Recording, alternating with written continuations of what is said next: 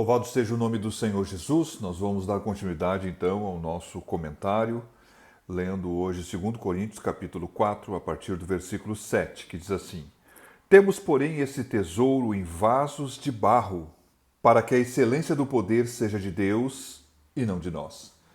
Bom, meus queridos, na verdade, o apóstolo Paulo, então, ele discorreu a respeito da grandeza da obra do Espírito na nova aliança e naquilo que ele tinha com o rosto descoberto, juntamente com também os seus companheiros, a dádiva de poder propagar e falar com confiança e ousadia o Evangelho, pelo qual ele tinha sido iluminado e deveria fazer isso de uma forma muito clara, para que todos os homens pudessem ter a oportunidade de conhecer a verdade. Embora nem todos pudessem conhecer, porque alguns deles estavam com seus entendimentos cegados pelo Deus deste século. Mas falando isso, daquilo que eles tinham recebido, ele diz o seguinte, não somente eles, mas também falando dos coríntios, ele diz o seguinte: temos, porém, um tesouro. Esse tesouro, na verdade, se refere àquilo que é o Espírito Santo, é a ação de Deus em nós, o poder do Espírito, né? O reino de Deus que está em nós. Temos, porém, este tesouro em vasos de barro. Aqui está falando do ser humano, tanto na dimensão do seu corpo, como do ser humano de uma forma geral. Naquilo que o ser humano é, na sua imperfeição, na sua fraqueza, vaso de barro.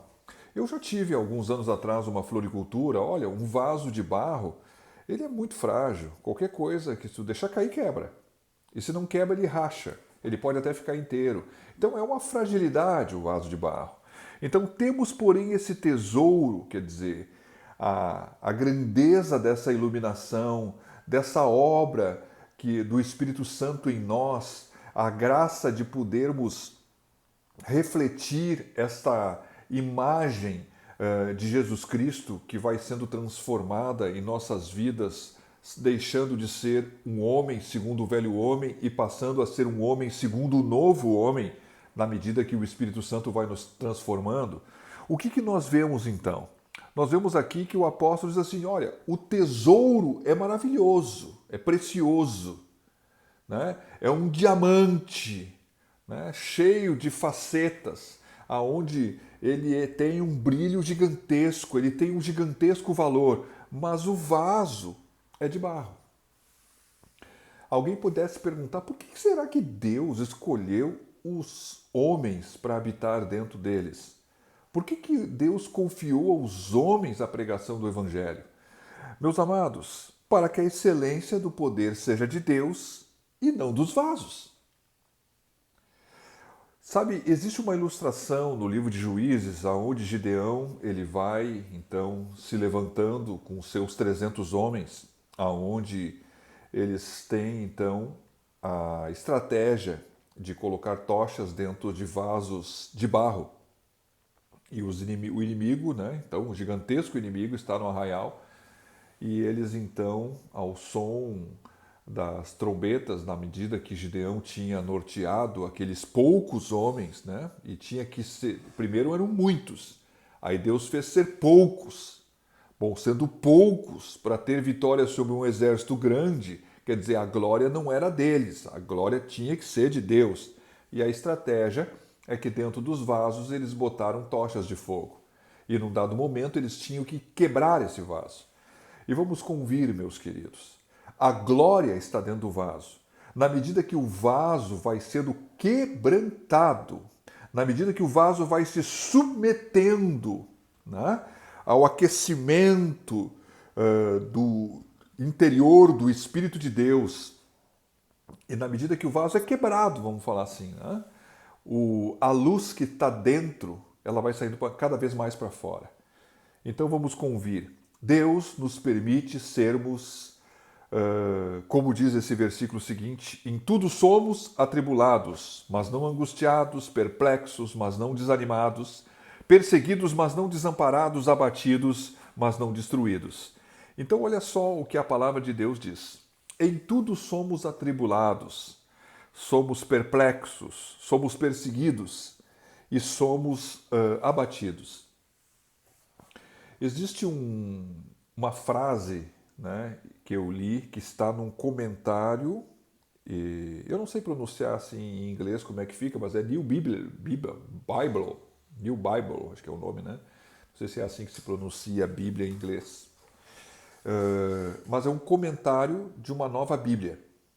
É um comentário bíblico chamado Nova Bíblia ou Bíblia Nova, não sei a expressão. Mas ele diz assim, ó, que normalmente é meio estranho assim de entender isso aqui. Em tudo somos atribulados, mas não angustiados.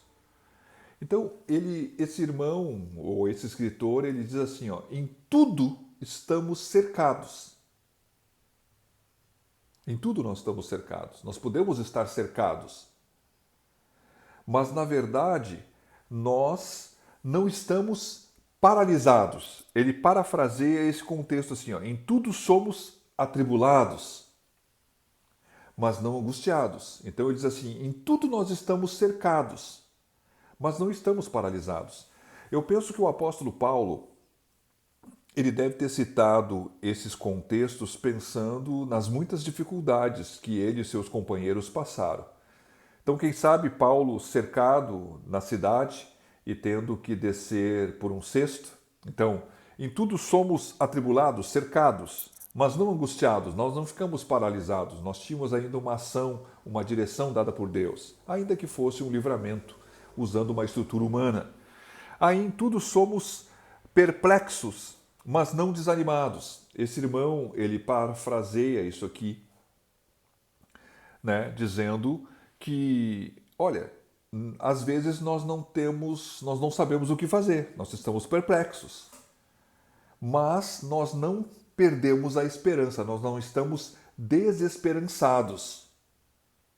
Então, em tudo somos atribulados, cercados, e em tudo somos perplexos, ou seja, tem vezes que nós ficamos sem saber o que fazer, mas nós não ficamos sem esperança. Aí mais abaixo ele diz o seguinte: em tudo, no caso eu estou botando em tudo de novo, né? Em tudo somos perseguidos, mas não desamparados. Esse irmão ele diz o seguinte: em tudo podemos, quem sabe, ou em algumas situações podemos ser caçados pelos homens. Nós podemos ser caçados pelos homens, mas nós não estamos abandonados.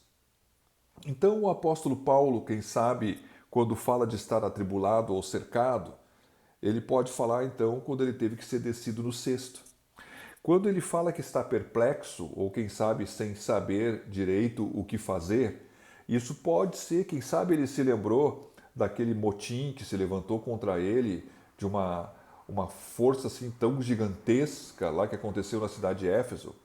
Então, não sei, né, o que ele pudesse estar pensando, mas ele diz assim, ó, teve momentos que nós ficamos perplexos, que nós não sabíamos o que fazer, né? Ficamos sem saber o que fazer, mas nesses momentos nós não nos sentimos desesperançados, nós tínhamos esperança.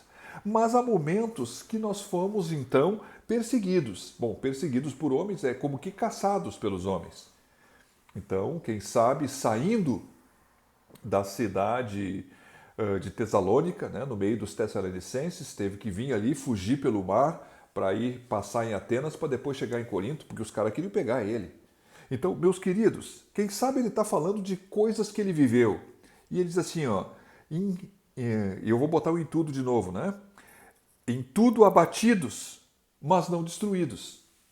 Abatidos, na verdade, significa derrubados. Alguém que foi abatido cai. Eu posso pensar que, quem sabe, nesse momento o apóstolo Paulo se lembrou quando ele foi apedrejado.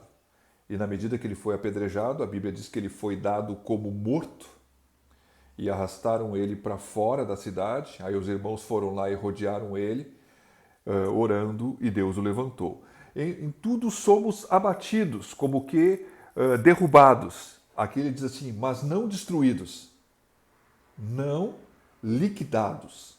Então vamos dizer assim, parafraseando, em tudo somos atribulados, cercados, em tudo podemos, e muitas vezes podemos ficar perplexos, sem termos saber o que fazer. Quem sabe em algumas outras vezes podemos ficar como que perseguidos, como que caçados por alguns, sejam do mundo ou até mesmo dentro da igreja.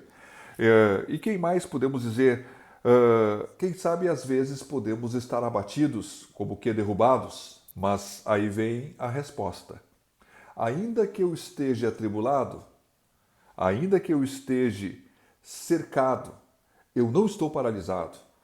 Ainda que eu esteja sem saber o que fazer porque eu estou perplexo, na verdade diz aqui, eu não estou desanimado, mas eu não estou desesperançado. Ainda que eu esteja, então, perseguido ou caçado pelos homens, eu tenho certeza, como ele diz aqui, que eu não estou desamparado, eu não estou sozinho, o Senhor está comigo, porque Ele não me abandonou.